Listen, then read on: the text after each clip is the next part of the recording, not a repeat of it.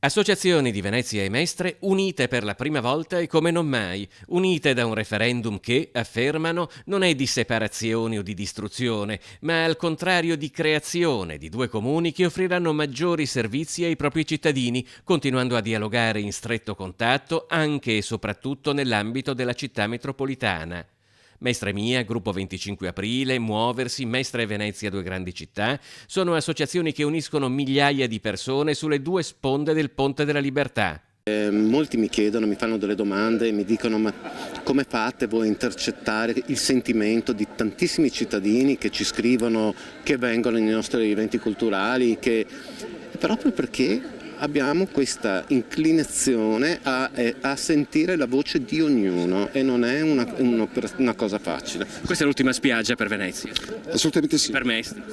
Rispondo anche alla domanda in maniera provocatoria. Il sindaco di Venezia al momento è come un marito che volesse soddisfare due mogli e fisicamente sono distanti e corre di qua e di là per cercare di soddisfare entrambe. Non ci riesce, ma non perché non sia bravo, è perché sarà sempre un sindaco part-time. Mestre merita il suo sindaco e Venezia merita il suo.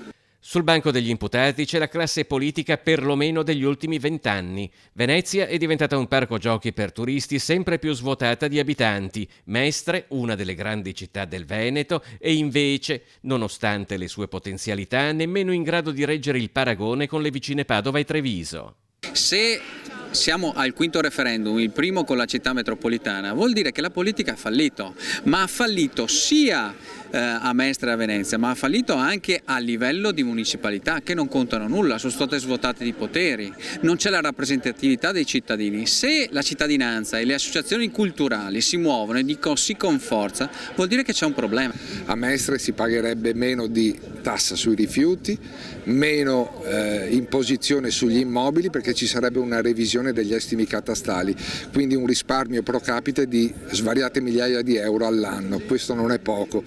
Dopodiché bisogna dare anche una rappresentanza politica a Venezia che attualmente non è rappresentata in nessuno degli enti che la governano ed è ovviamente la suddivisione del comune la premessa per avere uno statuto speciale.